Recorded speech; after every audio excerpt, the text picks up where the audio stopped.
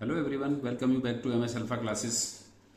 सो इस वीडियो में हम क्लास 9th का चैप्टर 5 का एक्सरसाइज 5.1 के क्वेश्चन डिस्कस करेंगे। फर्स्ट क्वेश्चन है इस एक्सरसाइज का, which of the following statements are true and which are false, give reasons for your answer. First question में कुछ स्टेटमेंट्स गिवन है जिसमें से हमें क्लासिफाई करना है उनको कि इनमें कौन से स्टेटमेंट ट्रू हैं और कौन से फॉल्स हैं, और फिर उनको रीजन भी देना है, उनका अपने आंसर को जस्टिफाई भी करना है, रीजन देना है कि क्यों ट्रू है और वो स्टेटमेंट कोई क्यों फॉल्स है। जैसे कि फर्स्ट स्टेटमेंट है इसका, only one line can pass through a single point. Only one line can pass through a single point. जैसे यहां पर एक पॉइंट है, सो इस पॉइंट से क्या ओनली वन लाइन पास हो सकती है? तो ये फॉल्स है, ये स्टेटमेंट फॉल्स है। क्यों फॉल्स है हम इसका रीजन देंगे अभी, कि वन पॉइंट से इनफाइनाइट लाइन पास हो सकती है। लाइन वन पॉइंट से इनफाइनाइट लाइन पास हो सकती है, तो इसलिए ये स्टेटमेंट फॉल्स है। वन पॉइंट से इनफाइनाइट लाइन पास हो सकती है। यहां से infinite line can pass through, infinite line can pass through a point, pass through a point। Second statement है, there are an infinite number of lines which pass through two distinct point। Two distinct point है, एक point यहां पर है, एक point यहां पर है। इन दोनों पॉइंट से कितनी लाइन पास हो सकती है? तो लाइन स्ट्रेट हो या कर्व हो, किसी भी टाइप की लाइन हो, इसमें से ओनली वन लाइन ही पास हो सकती है जो दोनों पॉइंट से को ज्वाइन करती होगी। तो ये स्टेटमेंट भी फॉल्स है, ये स्टेटमेंट भी फॉल्स है, बिकॉज यहां पर only one line can pass through, only one line can pass through two distinct points, two points। इसका थर्ड स्टेटमेंट है, a terminated line can be produced indefinitely on both the sides।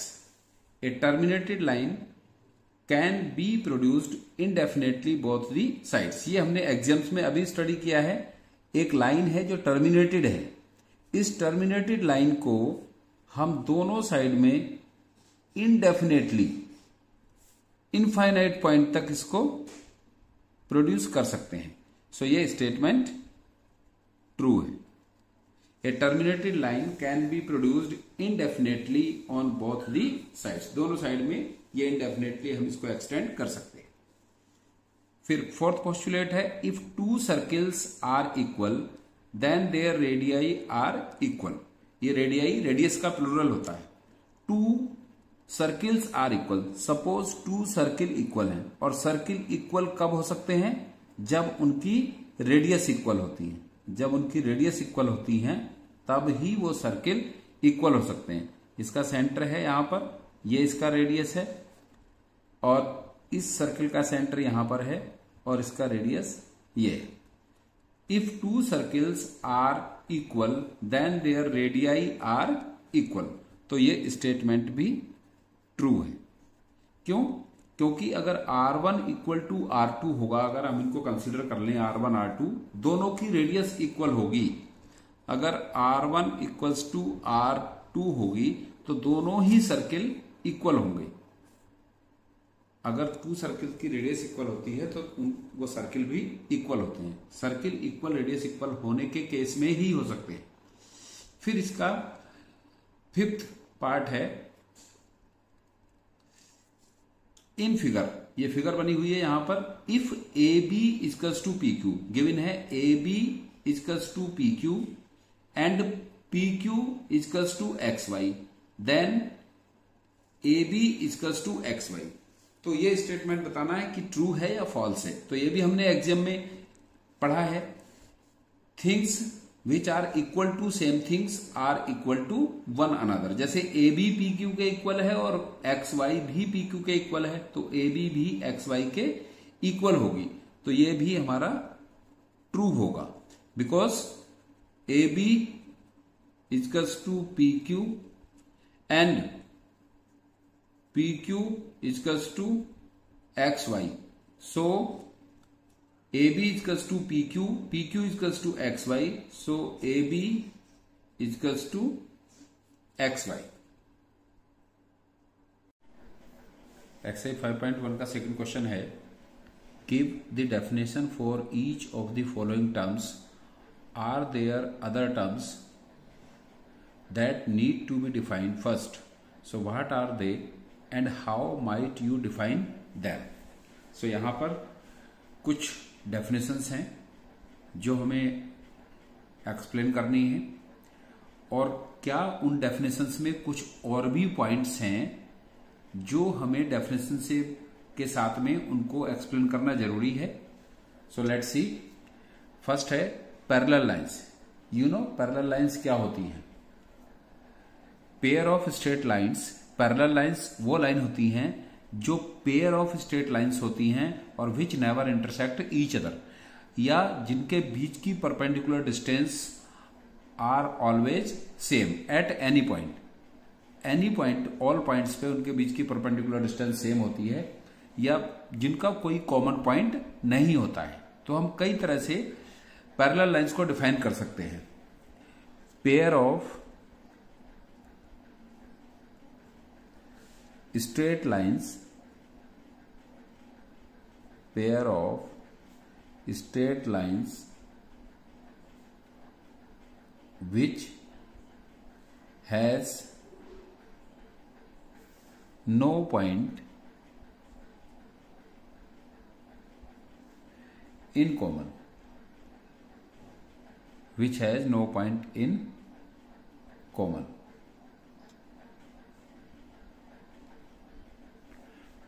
are said to be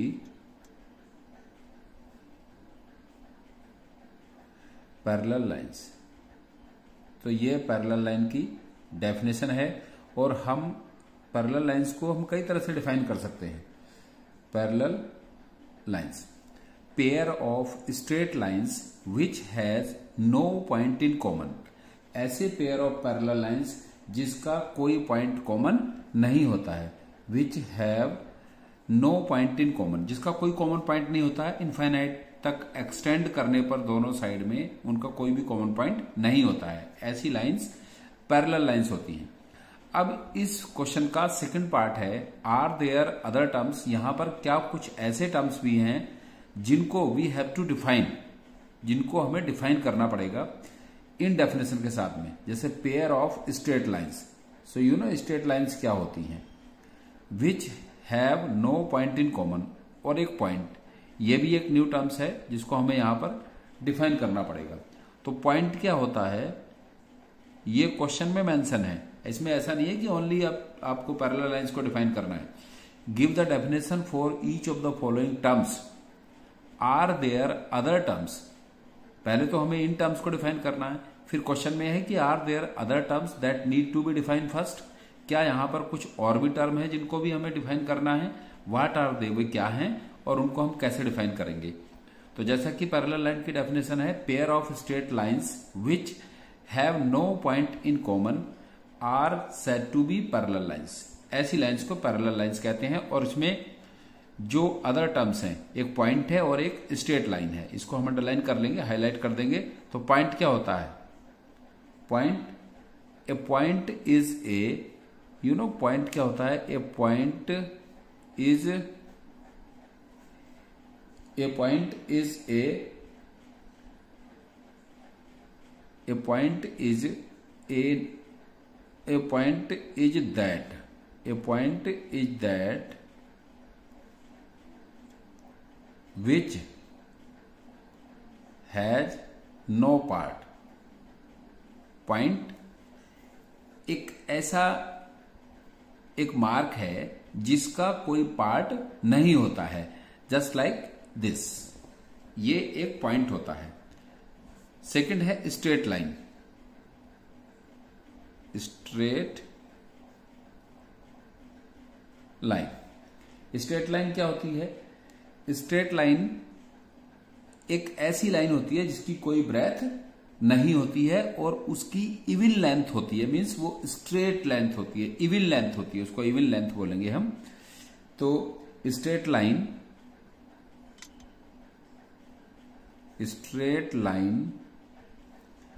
is a breathless, जिसकी कोई breath नहीं होती है, breathless length, breathless length lies evenly, evenly मतलब सीधे, evenly like this, ये एक स्ट्रेट लाइन होती है। अब सेकंड है इसका perpendicular lines. Perpendicular lines, perpendicular lines कौन सी होती हैं? इफ, वैसे आप जानते हैं क्या होती हैं, बट हमें यहां पर इनको डिफाइन करना है। If one of two parallel lines, one of two parallel lines, अगर हम टू पैरेलल लाइंस में से एक लाइन को टर्न कर दें, is turned by 90 degree,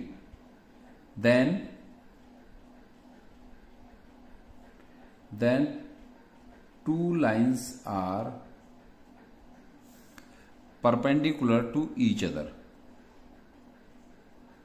perpendicular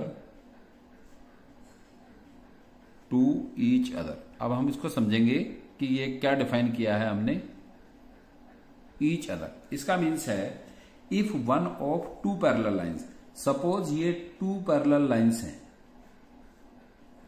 ये टू पैरेलल लाइंस हैं इस तरह से यहां पर, जिनके बीच कोई कॉमन पॉइंट नहीं है या डिस्टेंस इनकी सेम है। सो अब इसमें टू पैरेलल लाइंस में is one of two parallel lines is turned of, इस लाइन को अगर हम इस तरह से टर्न कर दें, इसको इस तरह से टर्न कर दें, कितना? 90 डिग्री, ये 90 डिग्री, इसको हम इस तरफ टर्न कर दें, तो ये टर्न होने पर ये पॉइंट इसका यहां पर आ जाएगा इस तरह से, और इस तरह से हो जाएगी ये, तो ये परपेंडिकुलर लाइन हो जाएगी इस पे। If one of two parallel lines is turned of by 90 degree, two parallel lines में से एक लाइन को हम 90 डिग्री पर टर्न कर दें, then two lines perpendicular to each other, फिर ये एक दूसरे पर परपेंडिकुलर हो जाएंगी। पैरेलल लाइंस, अब इसमें क्या, इस परपेंडिकुलर लाइंस की डेफिनेशन में हम पैरेलल लाइंस को ऑलरेडी डिफाइन कर चुके हैं प्रीवियस पार्ट में, और दूसरा इसमें जो सेकंड पार्ट है परपेंडिकुलर, परपेंडिकुलर क्या होता है कि परपेंडिकुलर में जब एक लाइन दूसरी लाइन पर इस तरह से वर्टिकली स्टैंड करती है कि वो उसके साथ में 90 डिग्री का एंगल बनाती है, तो ये लाइन परपेंडिकुलर लाइन होती है। थर्ड है लाइन सेगमेंट। लाइन सेगमेंट क्या होता है? A line with two end points, line segment होता है पार्ट ऑफ ए लाइन, किसी लाइन का एक पार्ट, टर्मिनेटेड पार्ट उसका। A line with two end points, two end points is a line segment, is a line segment. जैसे ये है, इसके ये एंड पॉइंट्स हैं टू, इस लाइन के ये टू एंड पॉइंट्स हैं, सो ये लाइन सेगमेंट होगा। A line with two end points is a line segment, या पार्ट ऑफ ए लाइन, जिसके 2 एंड पॉइंट्स होते हैं, दैट इज लाइन सेगमेंट। अब इसमें डिफाइन करने के लिए क्या है, लाइन हम ऑलरेडी डिफाइन कर चुके हैं, पॉइंट्स हम ऑलरेडी डिफाइन कर चुके हैं, सो इसमें कुछ डिफाइन करने के लिए न्यू टर्म्स नहीं है। फिर इसके बाद आता है radius of a circle. Radius of a circle क्या है, radius of a circle is a line segment.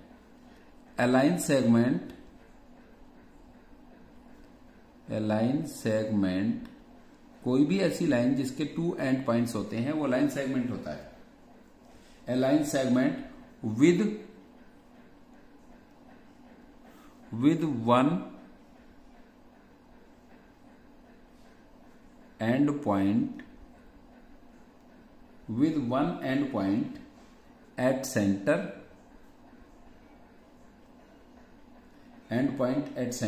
and other is at circle। ऐसा लाइन सेगमेंट जिसका एक एंड पॉइंट सेंटर पे लाई करता है सर्किल के, जैसे ये सर्किल है, यहां पर इसका सेंटर है। रेडियस ऑफ सर्किल क्या होता है, एक ऐसा लाइन सेगमेंट जिसका एक एंड पॉइंट सेंटर पर होता है और दूसरा एंड पॉइंट सर्किल पर कहीं होता है। तो ऐसा line segment radius of a circle होता है, या line segment joining centre to the circumference of a circle is a line segment. इसको भी हम कई तरह से डिफाइन कर सकते हैं, ऐसा नहीं कि यही इसकी एक कांस्टेंट या एक डेफिनेट डेफिनेशन है, तो बट ये भी एक इसकी डेफिनेशन है कि ये line segment with one end point at centre and other is at circle. एक ऐसा लाइन सेगमेंट जिसका एक एंड पॉइंट सेंटर पे होता है और एक सर्किल पर होता है। अब यहां पर न्यू टर्म्स क्या है, इसमें लाइन सेगमेंट है जिसको हम ऑलरेडी डिफाइन कर चुके हैं, पॉइंट को भी हम डिफाइन कर चुके हैं। सेंटर क्या होता है, सेंटर भी एक पॉइंट है, सेंटर भी एक पॉइंट है। तो यहां पर कोई ऐसा पॉइंट नहीं जिसको कि यहां पर हमें नीड है उसको डिफाइन करने की। फिर है इसके बाद में नेक्स्ट स्क्वायर। स्क्वायर क्या होता है, एक स्क्वायर इज ए क्वाड्रिलेटरल। एक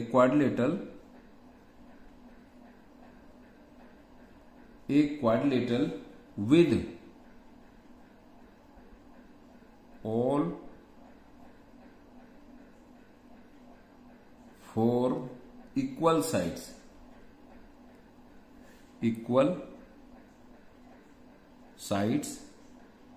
and all angles are right angles। right angles is a square, square. ये एक स्क्वायर होता है। अब इस पर डिफाइन करने के लिए है क्वाड्रिलेटरल। क्वाड्रिलेटरल क्या है, क्वाड्रिलेटरल एक ऐसी फिगर होती है जिसमें 4 साइड्स होती हैं। और एंगल क्या होता है, एंगल होता है region between 2 rays. Quadrilateral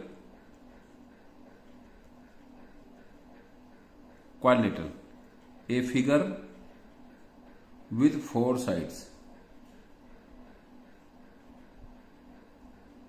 a figure with 4 sides। a figure with 4 sides is a quadrilateral। और एंगल होता है region between 2 rays which have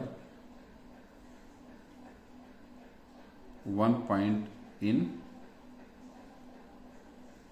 common।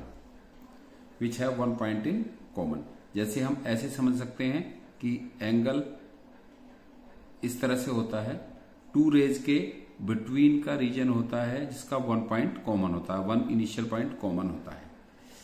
तो ये कुछ टर्म्स थे जिसको हमने डिफाइन किया है, और उन टर्म्स के अंदर कुछ न्यू टर्म्स हैं जिसको कि हमने साथ में डिफाइन किया है। तो सिंपल है, डेफिनेशन दे रहा था इस क्वेश्चन में आपको